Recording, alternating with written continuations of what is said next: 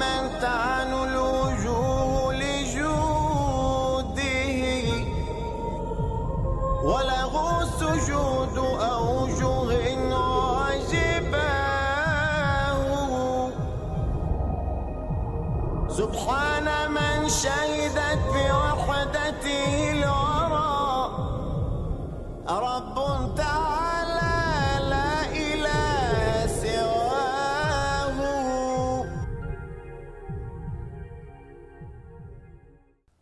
Assalamu alaikum wa rahmatullah.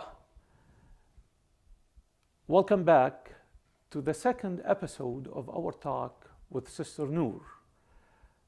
In the previous program, we talked about her transformation from her lifestyle as a singer and an artist in New York City and her first contact with Islam and Muslims to the point where she became a Muslim and she started finding some difficulties during that transition. Now, Sister Noor moved, as you remember, from New York City back to her hometown in Wisconsin. And we're going to continue the conversation and hear the story, her story from her own mouth, and travel with her on that path to guidance and see the steps she took on the journey from there. Sister Noor, you're now back to Wisconsin, back with your mother, basically, and you're still young, single woman, basically. Share with us what you faced when you moved back there. Now you are, I assume, in New York City, you had some Muslim friends. There were many Muslims around you, at least. Now you are in territory, you're the only one who is a Muslim or familiar even with Islam. Tell us about that period. Yeah, alhamdulillah. This is a lovely story also. I did move back with my mother and I ended up staying there. And did a little bit difficult. My family, my mother and I were very close. My father passed away many, many years ago, and I have one older brother. My mother and I very, very close. And we talked. I told her in New York I had become Muslim and why. And she was interested in learning about Islam and could see the similarities between her Christian upbringing and Islam. We had no problems with that. But when I started to want to wear hijab, the Muslim covering, and most converts have issues with this with their families. The family doesn't like that being outwardly Muslim, they're not happy with that. And it's difficult because, again, and you go to a conservative community like mine and no people of color, no people of different dress or, you know, even a traditional dress, you don't see it there. So you really stand out. And my mother had issues with that. But subhanAllah, Allah is so merciful that in my hometown in Wisconsin, there was a mosque, a masjid in my backyard, the Fox Valley Islamic Community. And it was a community of about 200 families, mostly professionals that were either doctors or the paper industry, if you're familiar with Kimberly-Clark, is right next door to my hometown. So we had a lot of chemical engineers in the area. So primarily professional families and Muslims from all areas of the world.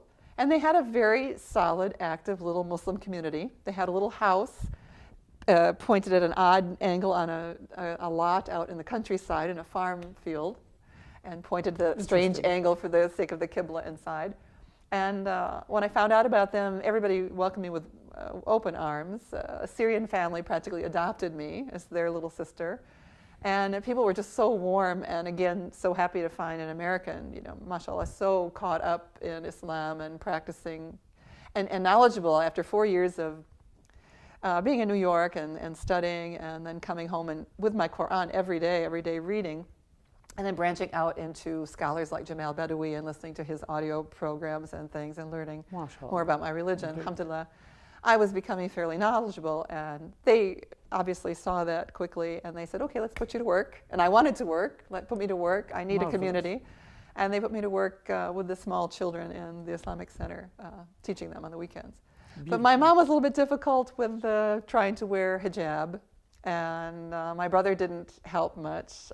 He even brought me to his home once and said that the idea of me even wearing this made my mother very unhappy, and that if he found I was wearing it, he would come over and change the locks on my mother's house so that I couldn't enter.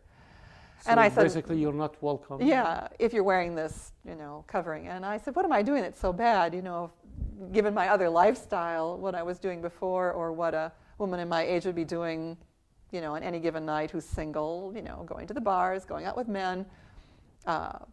a lot of things that we might consider very unsavory activities as Muslims. I said, that's acceptable to you, but what I'm doing is not? You know, I said, what am I doing that's so bad? And there wasn't an answer to that. And my brother also didn't want to ask questions to further his knowledge to understand why I'd taken such a step. And of course, everybody's parents will tell you it's a fad, it's a fancy. But most of us that become Muslim, we were not people who followed fads or fancies. We were very kind of straight, nose to the grindstone kind of people. I mean, I was always very disciplined as a musician. I never deviated from my course as a musician. But a funny comment a cousin made once while picking me up with my mom at the airport. She said, well, look at her. First an opera singer and now this. As if it figures. She was weird, she was an opera singer, now she's even weirder, you know? Wow. So it was the mentality of perhaps the people there. And I ran into a lot of that. And but I really felt so compelled. I had to wear my Quran, my hijab. I would look in the mirror and I'd cry. I really wanted to embrace that full Muslim identity. Allah tells Prophet Muhammad, peace be upon him, in the Quran. Don't Quran. understand. This is not an identity issue. Actually, it's the worship. It's obedience to the words of God in the Quran. It is all and these carrying things, the tradition. Even I talk to many Christians, and when the hijab issue comes up, I do a little exercise with them, and eventually they say, oh, yeah, she was a Muslim. And talking about who? Mary. Mary, of course, the mother of Jesus. May peace be upon both of them. Yes. And she had the hijab, and I say, we kept it, you dropped it, that's it. Yeah. It's not something we created or Islam invented. That is a traditional thing. The modesty issue is exactly. You find it dear among nuns, for all of this nuns, religions. Sister Teresa, even in Jewish traditions, the women still cover their hair and so forth in the more religious communities. It's found everywhere, and if you go outside the cities, you still find women cutting their hair. Yeah. Yes. And again, for me, the verses that talk about it are one of identity and to protect yourself from being bothered. Now, what's interesting here, and I'd like to share that with the audience and the viewers and with you too. The stereotyping is those Muslim women are oppressed. Their father, their brother, their husbands force them to wear the hijab, and here's a single Anglo-Saxon woman cannot be more free than that. Exactly. And you choose to do that because you want to live a virtuous lifestyle according to Islamic religion. Yeah. And I'm very outspoken about the Muslim cover, and I do a lot of programs for how empowered Muslim women are or should be according to the Quran. How empowering and liberating the Islamic experience was to you. You lived the artist life. Yeah, what's more according liberated. Now, yes, exactly. And now you came to this new life. Tell us, did you feel liberation or oppression? Did you miss anything? No, very much liberated. As I said, you know, in New York as a tall, you know, attractive woman walking and looking the part of a singer, I attracted an awful lot of unwarranted attention that I didn't want. You know, whether it be on the subway or on the streets, you know, it was coming at me from all ways, and men just felt they had the right. There I was, and looking nice, looking available. They felt they had the right to approach me in any manner of ways. And that bothered me before I was a Muslim. And I used to see the objectification of women selling toothpaste, selling cars, selling whatever. And many things that I now see are sort of my fitra, my innate nature that God gives all of us, was already yelling at me, even before I was a Muslim, that these things are not right. So you felt that? Yes, I definitely felt it. I was very much aware of the fact that women were very objectified in Western society, and I didn't like it, but what to do?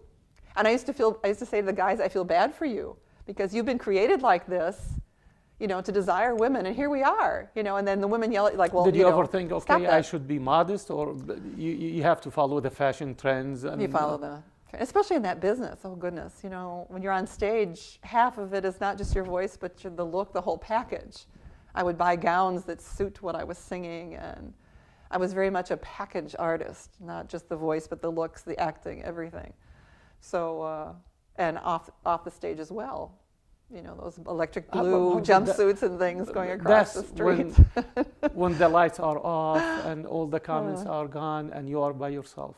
How do you reflect on that? Well, yeah, that small little voice is saying to you, no. But eventually, it gets covered up. I remember a lot of times, my voice was a mezzo-soprano, which is rather a dark colorful voice, and the ones that's used for, you know, the more seductive women, unfortunately, in opera and so forth. And I wasn't really that type, but I was going to prove that I could sing those roles. That was my voice type. But, you know, people would look at me and never typecast me and those kinds of things. And but I still felt there was always a voice saying, it's not right, it's not right, it's not right. But my friends would encourage me to go that way, and you know, people start to use bad language, which I never did, but then I started using some bad language, and they were like, oh yay, the sweet little girl is disappearing. So I was applauded when I got bad. Oh yay, you know, she's, you know, getting shorter skirts and lower cut tops. Oh yay, we're getting rid of the sweet little girl. So I was applauded by those friends at the time for being like that. But and inside, it didn't feel. Yeah, it didn't feel right. It didn't fit. It didn't fit. No, it you didn't are fit. a Muslim, and Yeah, you're trying to live. alhamdulillah. Tell us about this liberation experience. Well, it is liberating in the fact that, again, it levels the playing field with you and men, because now men have to address me, my character. This is what I'm working on now. Beauty fades, beauty comes and goes, but character will go until the day you die, inshallah, hopefully. And you build your character, you build your knowledge, and without being attracted by the hair and the figure and those things, people have to deal with the face, the character, the brain. And if I'm interested in somebody, it's my job to let them know. I'm not just open for anybody's advances. It's like I have to say, you, I'm interested in. And that gives me a lot of control, girls. It's a lot of control. You know, I'm in the driver's seat where it comes to And you those can things. feel the respect now. Yeah, of course, of course. Maybe you didn't feel it at home or in your little community, but at the community at large, when you go out, a lot of people now, they don't look at you as the woman that everybody's after. Now it's this human being who's intellectual, who's professional, who's... Exactly, yeah. I'm appreciated for me. You command respect. Yeah, I'm appreciated for me, for the person that I am. And that's what we have to build on in our lives. I mean, your looks are a gift from God. You really can't claim if you're a very attractive man or woman. That's from God. That's your genetic input. You really didn't have any control about that. But you can work on your character, and you can build your intellect, and you can build these things. Those are in your hands. Now, you abandoned a career. Yeah. You became a Muslim. You're still single, and you are in Wisconsin. What happened next? How your life changed? Now, mashallah, you are a very successful businesswoman, and you are educating and enlightening generations, and you are here in Texas. Long way from home. running a good company, and tell us about this period of your life. Well, how you got the mosque, the masjid in Wisconsin put me to work teaching the little children, and you know, I went to teach them the 5 pillars of Islam, starting with the Shahada, the testimony of faith. And just like for me, with my American accent, that La ilaha illallah combination wasn't easy for the children.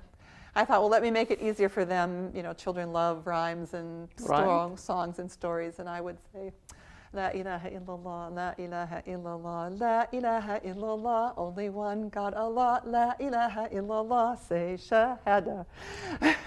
So I had my first little song, you know, and I would make up songs like this to the popular nursery rhymes.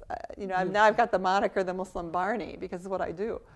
And I made up a lot of songs about the pillars of Islam, and I would tell stories from the Quran of the prophets in my little crazy stage way with voices and voiceovers, and the kids loved it. And parents would come back and say, you know, your little hedge song, my son knows how to make hedge in a week where it took me months. Wow. He said he can take, Dad, it's like this, boom, from the song I wrote. SubhanAllah. And my community also saw a single Muslim woman and said, we need to get her married. And I wanted to get married. You know, we learned that marriage is half your faith. And so, of course, at my age, I was starting to see the biological clock ticking, and you know, wanted to be married, wanted to have a family, which seemed much more in keeping with Islam and the purpose of my life also. And they did some matchmaking, and people in the community introduced me to my now husband, and we met and moved off to Cleveland, and then out to the East Coast, on the other side of the state from Boston. And I was always one to try and find the Muslim community around us. I'd go through the yellow pages or the white pages and try and find all the Muhammads and the Ahmeds and whatever. Okay. And because I, by then, was wearing my scarf, I would attract any of the local Muslims to me. And it's great. You talk about they know you from being Muslim. people would flock to me who were Muslim because they knew, because of my little scarf. I had the same thing happen. We traveled in Hong Kong for business once, and a little group of schoolgirls in the subway all were just tickled and delighted and giggling, going, "Salam alaikum" to me, because they saw this tall white American with a scarf. And this is in Hong Kong. SubhanAllah. Wow. So it's proven to me over and over again. It's a beautiful identifying factor as well. So in this small town in Massachusetts, we also gathered the Muslims around us and made a community. And we started a little Islamic weekend school in our apartment. We had about 8 Wonderful. children. And again, songs and stories, with my husband doing the Arabic and the Quran with them. And parents started talking to us like, your songs are great. We'd put on little Ramadan programs and things. And the parents will say, well, there's nothing on the market like this. You're the professional. Go and make a CD. Go and make an audio. I said, okay, not a bad idea. And my husband, bless his heart, said, all right, let's try it. We checked out, went to Motown in Detroit and checked out a high-ranking studio and told him what we wanted to do. And he said, okay, this is what you need to do, but we're way too expensive. There's a very nice man who can help you out in another part of the city, and he'll do it much cheaper and better for you than us, but this is what you do. So we created this little audio CD of basically nursery rhymes set to Islamic text. And I think even our first CD wasn't any original music. It was just, Twinkle, Twinkle, Little Star, and the Barney song set to Islamic text. And what people don't realize, there's all that classical background of 30-odd years behind those simple little songs. Right. So there's a lot more into those songs than they look on the surface. People always say to me, well, I could write that song. It's like, what makes it work is, that background that I have. The background you And we went to one of those large Muslim conferences in the United States that are held annually, and we found someone to put our little audio cassettes on their table and play them. And we were set up how Allah works. We were set up at the entrance to the convention center, and there was a long hallway, like a tunnel. And he was right at the edge of it. So all the songs were drifting down this tunnel. And everybody who came out of the tunnel said, I want one of those. I want one of those. Wow. The kids would come out dancing and singing. And the guy came to us with an hour and said, I need more. They're all gone. So we looked at that and said, subhanAllah, obviously this is needed on the market and it's different. And children are really responding. Parents are loving it.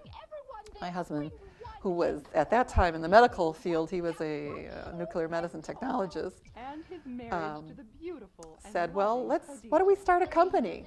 And market Muslim children, market Muslim families who are growing up in America. We'll do things in English, we'll make it state-of-the-art, Western quality. And he went off to incorporate the company, and I said, we didn't choose a name. And he said, well, I called it Noor, and Noor for Islamic arts. I said, you didn't. You put my name on it, people will think, oh, there she goes with all her ego. She's calling the company after herself, so I didn't do that. And we shortened it later on to Noor Art. And we began So that was the birth of That was the Noor birth of our Art. company. And eventually it got going so much, my husband had to choose between the hospital and Noor Art. And I said, your rizq is from Allah, your sustenance, your provision the sustenance, the is from provisions. Allah, and I think we should go with it. This is a great lesson. You abandoned a career and God replaced it with much better career. Oh yeah, influencing the souls of and the young also, people. I put music aside, and Allah opened up this lovely little door back into it again, working with children. And alhamdulillah, it's been very successful, and we're still there after 15 years, alhamdulillah. And we branched into not just production, but also curriculums. You travel a lot. You traveled all over the world, and from what I understand from you, you have an operation up in the Middle East. That's where your production company is working, and you have a distribution center here in the United States.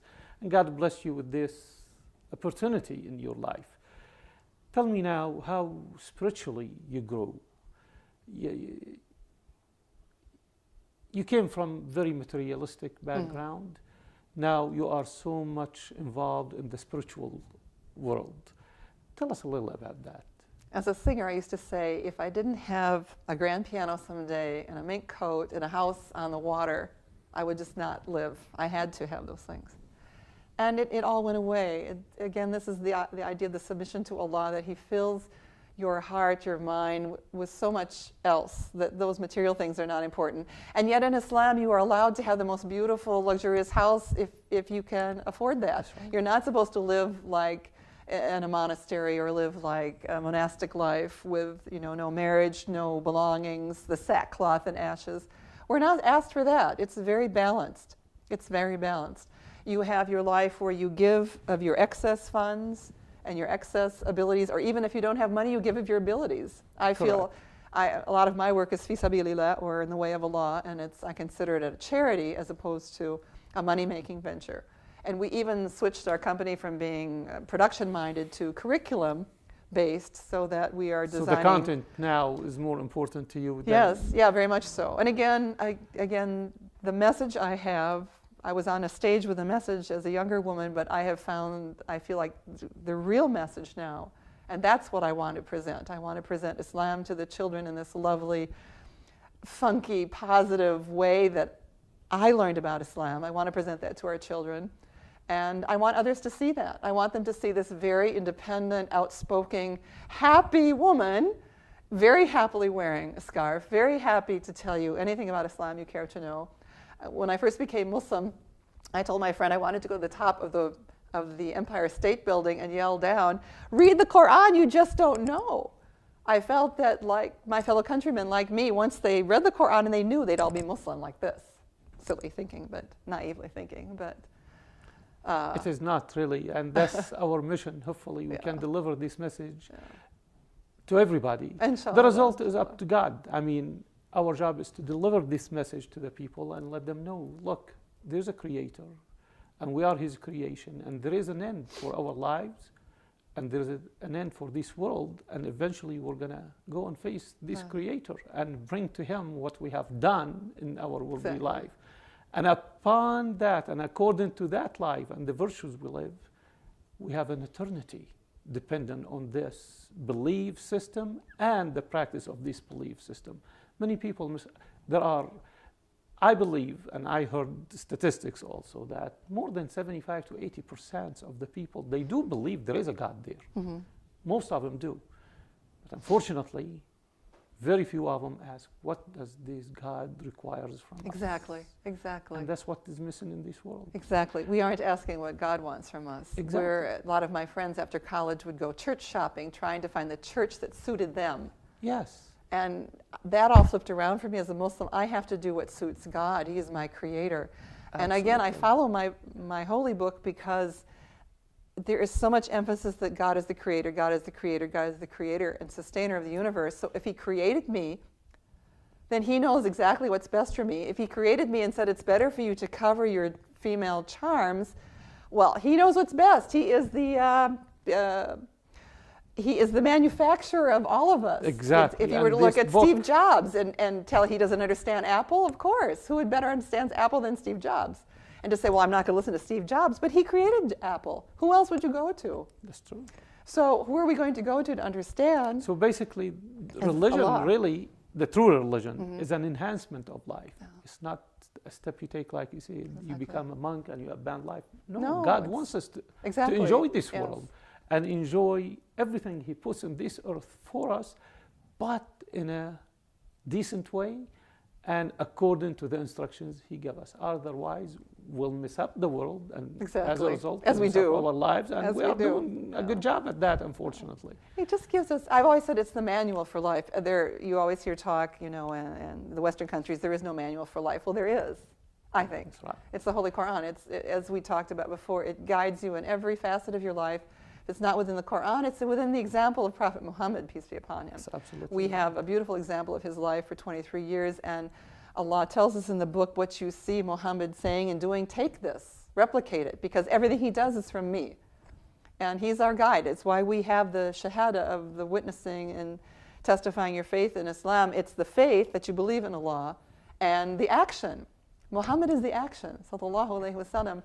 He is to show us how to be Muslim. Exactly. It's not just to love him, and again, coming from Christianity, I don't want to make that mistake of revering him as Christians do Jesus. But once you get to know him, he's an incomparable human being. But he's a human being. Beautiful. We're going to talk about that after we come back from a short break. Please stay tuned as we come back to you to continue our conversation with Sister Noor.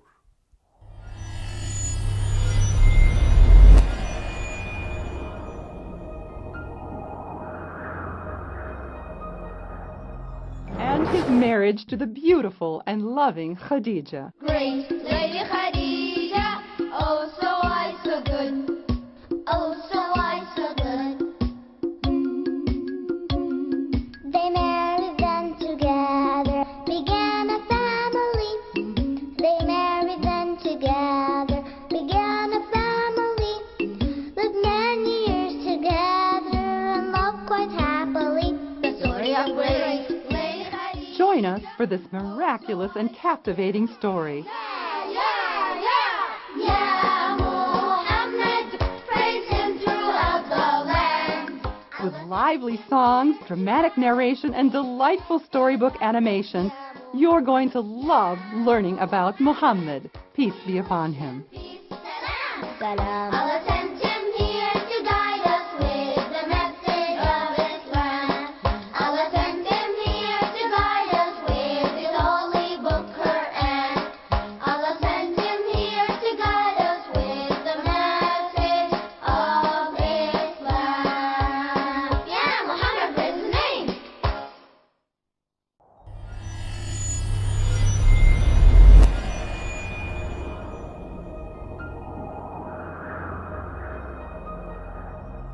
May peace be with you again.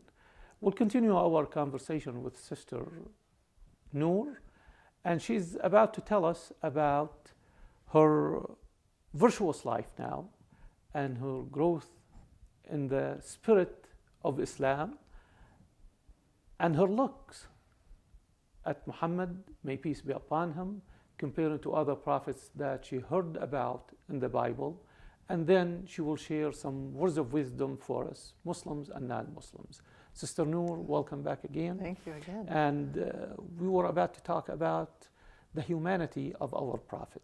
We started talking about him, may peace and blessings be upon and him. how he is a great example for all human beings, especially those who follow the path of Islam.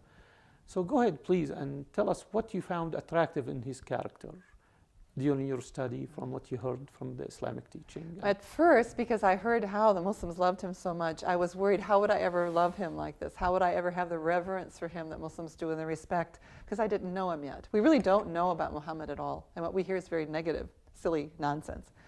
And I was worried about, like, how will I know? How will I know? How will I come to know him? And it happens over time. You read the books of Sirah, which are the stories of his life, and I started writing about Muhammad for the children, and of course then you start to read the books of Sirah and his life story, and this is how you come to know the man. And it's remarkable because he was in front of us as a prophet of God for 23 years. And before that, his life is also known to us. So we see what kind of man he was before he was given the office of prophethood. And he was an extraordinary man by all recollections. He was called the El-Amin, the trustworthy. He was called upon to dispute things in his community, much beloved by the people of Mecca and Saudi Arabia. An interesting first and only wife for many years was an older woman, a businesswoman, breaking all those stereotypes about women. She was older, she proposed to him, she was a businesswoman, she was married previously, she had previous children, and broke all the stereotypes. And he was very happily married to her in a society where there was plural marriage was the norm. He was her only wife for many years until she died, and his great support system. She was the only wife he has until she died. Yes, of course. yeah, and a great support system. And so much is known what she had to say about him. And when he used to go off and meditate, he was sad for his people. He was a very altruistic man. He felt for the poverty-stricken. He felt for the slaves. He felt for the downtrodden. This was his nature as a human being. Again, much like Jesus, much like Moses. The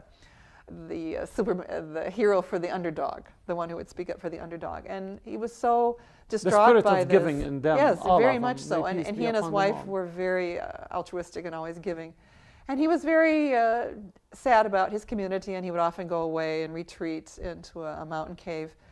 And it was there that the revelation of God first came to him, and he was stunned and ran back home to the comfort of his wife.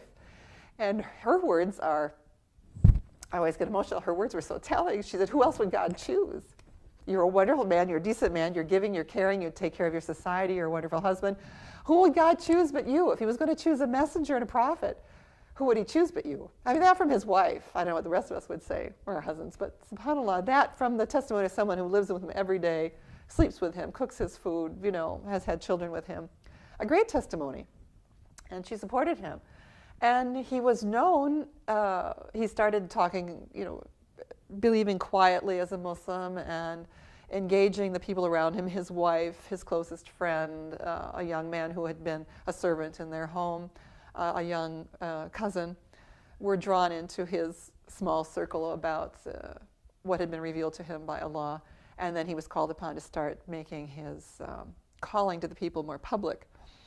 And it's interesting, of course, in a society that was pluralistic in their gods, worshipping something like 360 idols, they didn't like the idea of one God. They didn't like the idea of one being God that kind to the cannot poor. be with them. Yes, not being kind to the poor, being, you know, setting the slaves free, and equal opportunity for women. And they didn't like these ideas, and they didn't like all their power and prestige, you know, being taken away from them and living a more or challenged at least a fair life and just life to those around them.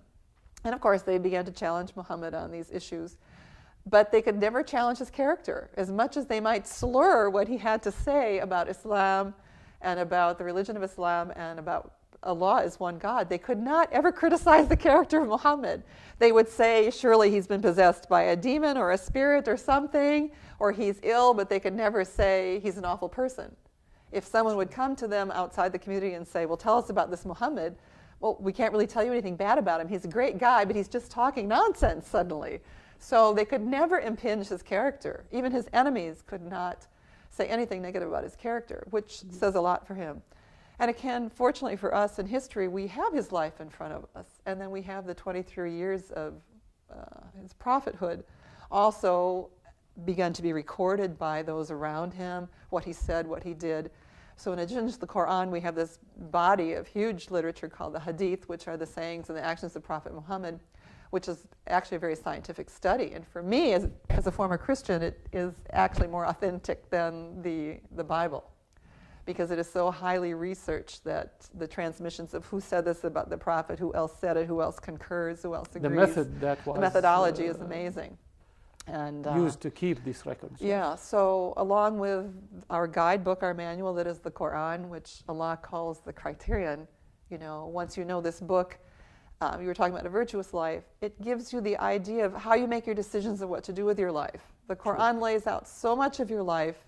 It's not just stories of previous prophets or religious rituals. It's guidance for your whole life. It talks about economics. It talks about inheritance. It talks about how you eat, how you sleep.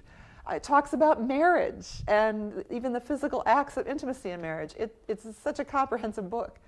It talks so beautifully about marriage and about women. It's just a magnificent book. And we have this, when you know this book and you've really taken it into your heart and you know it well, whether it's in your spoken language or you know it in Arabic as well, it really becomes your guideline between when you approach something that you don't know if it's the right thing to do or the wrong thing. You consult the knowledge you have of this book in your heart and your head, or you go back to the book, and the answer is typically there. So it's not like, oh, what do I do in this situation? You know, it looks not so good. Well, if it doesn't look good, stay away from things you doubt. There are answers there. So it makes life is difficult enough as it is, but the Quran enables us to walk through it with a bit more ease. And we have this lovely 5 times a day break. Nowadays, Westerners are very much into yoga and meditation. And a Muslim must go off and pray for at least 5 minutes, 5 times a day. And that's our little meditative break, if we do it right, where we have a chance to de-stress and chill out and connect with God. If you're not connecting with God all the time, it's your 5-minute time to, you wash yourself because you're going to stand in the presence of God, we believe. And you have a 5-minute prayer about that where you're talking to God. We say that in the Quran, God is talking to us, and in the prayer, we're talking to Him. And we address Him like you would address the President of the United States. We praise Him. You know, the most merciful. Of course, we are the most merciful. You're the most merciful. You know, you're so kind and generous with me. You're so forgiving. Yes. We always call Him this. You know, we right. established that. You know, I believe in your mercy first of all, This is the protocol, if Yes, you want to yes. how to talk to God. We have a protocol. Exactly. It is not what we feel and what. Exactly. And it's like going to any leader. You would go, Yes, you were clean, you dress nicely, you stand in front of God, you praise him for his attributes, his greatness, his benevolence, and you acknowledge who he is, the creator of the universe. And again, you praise his mercy, his all-encompassing mercy, which I always feel is better than just loving. Mercy includes so much, how kind, how benevolent, how Love he is part of sustains the us. mercy. Yes, it's part of the, it's but a part A of small mercy. part Yeah. of mercy. And then you ask him, Allah, guide me in my dealings.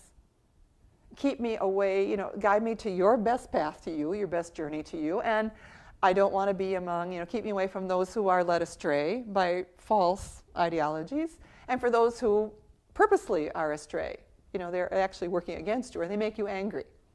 So that's our prayer, and along with some other nice verses of your choice from the Quran. And it's beautiful. And to see it, if you go on YouTube and you look at Hajj, this once-in-a-lifetime pilgrimage, it's so quiet. It's like a beautiful choreographed dance. Like I made references to earlier about the conductor.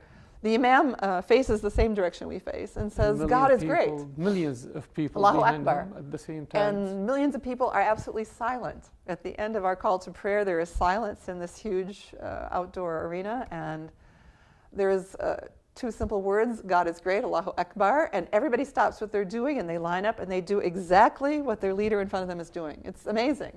It's a beautiful choreography from a previous entertainer.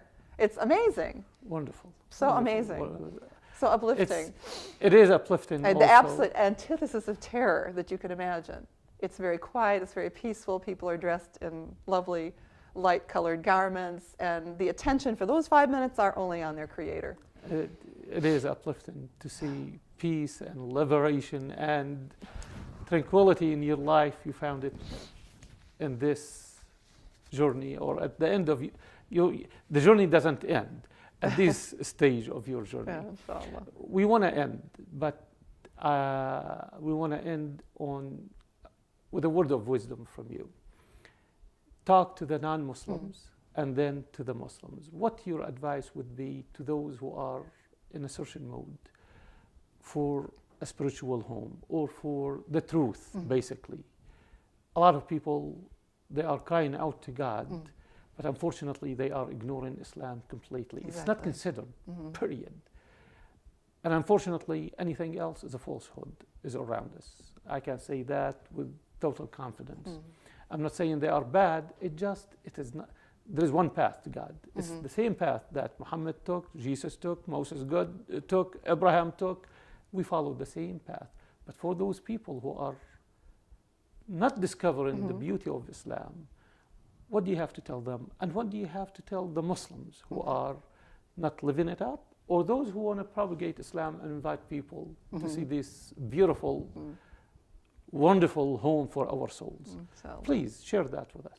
Well, for the non-Muslim, it's a very difficult time. Obviously, with Islamophobia and all the negative, it's propaganda about Islam. A lot of people have looked at Islam because they were curious. After 9/11 and some of these other events, out of curiosity, they looked, and strangely enough, the convert rate rose after 9/11, as opposed to declining. It actually rose because people said, I need to understand my enemy, quote unquote, and they went to look at a Quran, and they were just, as I was, blown away by what was inside. I've had many friends, unlike me, who were actually raised very strongly in the Christian church, went to Christian theological schools in order to teach the heathen Muslim and bring them to Christianity, who actually became Muslims. There's a famous woman, Amina Asilmi, Allah yarhamha, who passed away not too long ago, this is exactly what she did. She wanted to set out and teach those silly Arabs and Muslims the real truth. And I have a very dear friend in Chicago who followed this path as well. She wanted to teach those, but she said, I need to open this book. If I'm going to argue with these people and convince them, I need to know what's in their book. So she would read the Quran and get scared and put it down because the truth started speaking to her. And it was scary for her. I hope you interview her too, inshallah. But it would keep calling her, pulling her back. Open me, open me, open me. Eventually, yeah. Because Allah says the truth is clear from error. We have this beautiful ayah, verse in the Quran, the throne of God, Ayatul Kursi. what's telling is the little short verse that follows it that says the truth is clear from error. Because we all learn this as Muslims, this ayah. It's something, one of the things everybody must learn. And it talks about God's attributes, how he neither needs to sleep or eat or rest or drink. You know, he is different than we are. This differs slightly from Christianity, that we are not in God's image so much. God is indefinable for us. He's not anything like human. We are something Correct. totally different, which is how we look at Jesus, for example, differently. That Jesus was a man like Muhammad, like Moses, like Abraham, who had to eat and sleep and was born mostly in the typical way of human beings, although Jesus' birth was more miraculous. But then again, Adam was also quite miraculous. More miraculous. Yes, more miraculous. And Eve as more well. miraculous. Yes, yes. Of So, course. as far as Jesus is concerned, too, peace be upon him, I love him more than ever because I feel I love him in the right way. I feel I understand him, and for me it makes such beautiful and complete sense how beautifully Allah writes about Jesus and his mother Mary in the Quran. Many more verses than Muhammad, peace be upon him. Very little mention of Muhammad in the Quran, other than God saying to him, Muhammad, tell the people this. But Muhammad is reprimanded in the Quran. So I said, the accusators who say that Muhammad wrote it himself, well, he criticizes himself, which would highly be unlikely. True. From someone who is going to write a book and declare themselves a prophet. Yeah, he's actually chastised in one surah. But there is much more information about Moses, for example, and Jesus, and beautiful verses, even an entire chapter named after Mary. How empowering is that, ladies? That's true. The only woman mentioned in the Quran by name. One of my favorite soapboxes is to talk about the empowerment of women and how women are so completely empowered in Islam, which I know goes against all the stereotypes out there. But women 1,400 years ago had rights to property, had rights to their own name, had rights, so many rights that recently were given to women, rights to vote, rights to, when she was married, she was not considered part and parcel of her husband. She retained her family name. She retained her money. If she worked, the money was hers, unless she chose to give it as a charity to her husband and help the household. And so many incredible rights that no one knows about. No one knows. And again, even the Muslims are not as aware of this. So Some of the I'm Muslims always are telling the not Muslim women, you got to aware. know your book because your rights are clearly outlined in the That's book. right. That's Men are right. always admonished to have taqwa, fear Allah when dealing with their wives. This That's is true. Said many times in the Quran, where we don't see women being told the same thing. But we see in Islam the equal rights, but differing responsibilities between men and women, which is also beautiful. I'm not a feminist by any means, but I think feminism has helped us understand our rights better as Muslim women. Beautiful. But like Beautiful. I say, do I look oppressed, repressed, suppressed to you? No. That's wonderful. That's a good message also for the women out there who are considering Islam, but they are scared. I'm going to be an oppressed woman. No. You allow oppression. We allow oppression. Exactly. But Islam liberates you and gives you 100% equal rights as the man has. Yes. And beautiful rights. One of the most beautiful things I learned not too long ago is the word, one of Allah's names is Ar-Rahman, the merciful.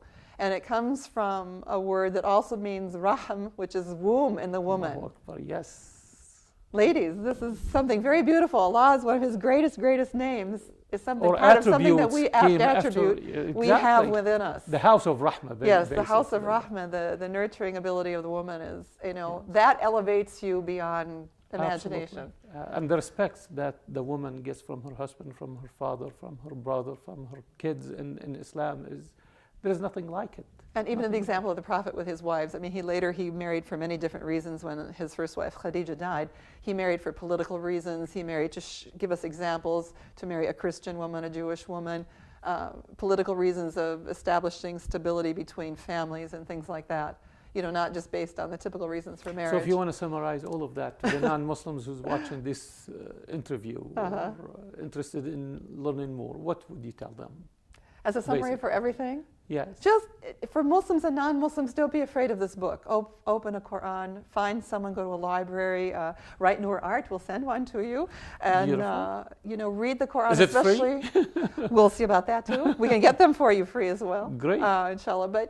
And for the Muslims, know the Quran in your language. Yes, you need to know as much Arabic as you have the ability to do so, but learn this book in your language. Read it in the language you speak. it's a magnificent book. As you grow, it grows with you. As your understanding of life grows, the Quran opens to you. It is a book that is alive. There is so much science in the Quran, and we're still seeing that science opening up to us. Things that were considered figurative in the time of the Prophet are now literal. For example, the explanation of how a child forms in the womb of its mother. It's a proof that Quran was not the product of a human being. Yes, there is science. People come into Islam for the science. They come into Islam for the economics. They come into Islam for the liberation of women. We all come in for different reasons. And Allah addresses all those reasons, and there might be just that spark for you in the Quran. But at least knowledge can never harm you. Beneficial knowledge can never harm you. You know, if you're seeking knowledge and your intention is to learn and become knowledgeable, not necessarily to become Muslim, but to become knowledgeable, you know, we are awarded on our intentions, all of us. Yes. And just don't be afraid to open that book and become more knowledgeable. That's one of the greatest blessings for me. I've become a much more intellectual person and hungry for knowledge than I was before in my other life. Beautiful. It is nice to see this Jazakallah khair. I really appreciate it. change in your life. You did very well. Thank you so much. Alhamdulillah, Jazakallah khair. It's a beautiful note to close with. Thank you for watching, and thank you, Sister Noor, for having us at your home again. Pleasure. And sharing with us those steps along your path to guidance. My pleasure. May Allah bless you and bless your family, and hopefully we'll continue this conversation at some other Inshallah, time. inshallah. Assalamu alaikum wa rahmatullah. May peace be with you.